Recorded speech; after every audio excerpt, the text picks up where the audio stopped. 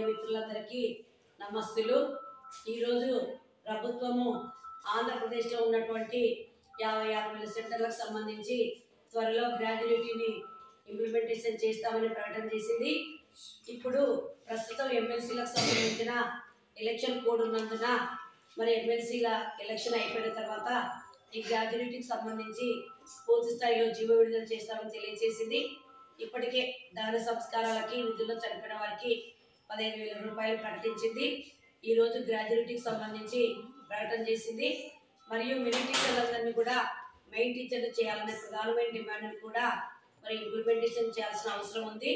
ఎందుకంటే ఇప్పుడు ఇచ్చినటువంటి సర్క్యులర్లో ఇది పాత సర్క్యులర్, ఎక్కడైనా మెయిన్ టీచర్ ఖాళీ ఉంటే మినీ టీచర్ని మెయిన్ సెంటర్కి బదిలీ చేస్తామని మేము సమ్మెలో ఇది కాదు అడిగింది।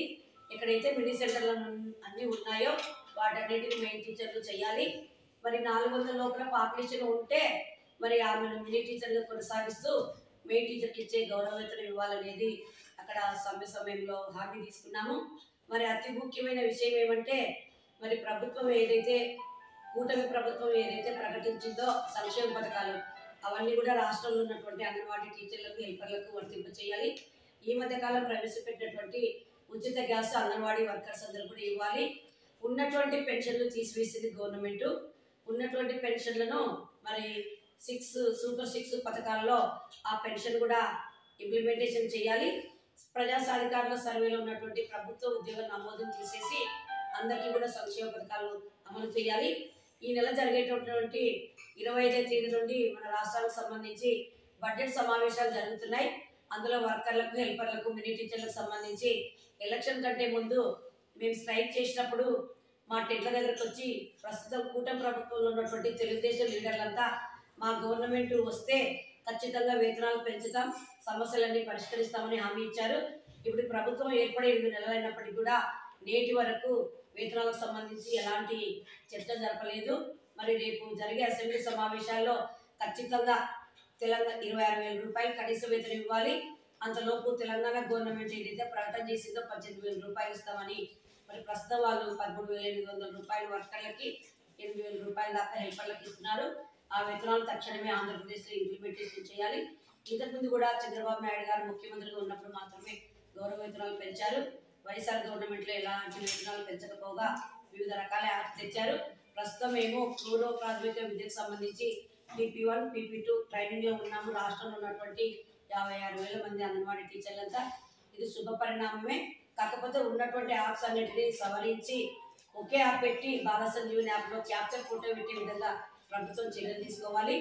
మరి ఈ నెల 22, 23వ తేదీ AP all India anganwadi federation దేశవ్యాప్త వర్కర్ల ఫెడరేషన్కి సంబంధించి జాతీయ కౌన్సిల్ సమావేశాలు ఒరిస్సా రాష్ట్రంలోని భువనేశ్వర్లో నిర్వహించుతున్నారు। అందుకు అన్ని రాష్ట్రాల నుండి కూడా అంగన్వాడీ లీడర్లు అక్కడ హాజరవుతున్నారు। మరి నరేంద్ర మోడీ గారు ఇప్పుడు 11వ సంవత్సరంలో ప్రభుత్వ పాలన చేస్తున్నాడు జాతీయ స్థాయిలో। ఇప్పటికి ₹1 గౌరవ వేతనం పెంచలేదు। పోస్టల్ ట్రాకర్ యాప్ తెచ్చి అందులో పనిచేయడానికి చాలా అభ్యంతరాలు ఉన్నటువంటి యాప్ తెచ్చారు।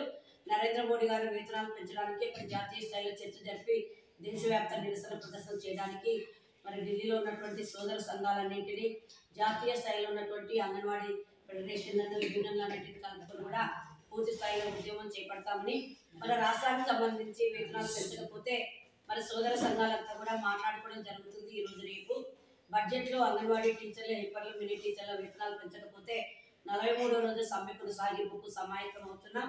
మేము 43వ రోజు సమ్మెలకు వెళ్లకుండా మరి చంద్రబాబు నాయుడు గారు, మన శాఖ మంత్రివర్యులు, ఉప ముఖ్యమంత్రి వర్యులు, మరి లోకేష్ బాబు వీళ్ళంతా మాట్లాడుకొని తక్షణమే అంగన్వాడీ టీచర్ల వేతనాల పెంపు విషయం చర్చించి నిర్ణయం చేయాలి।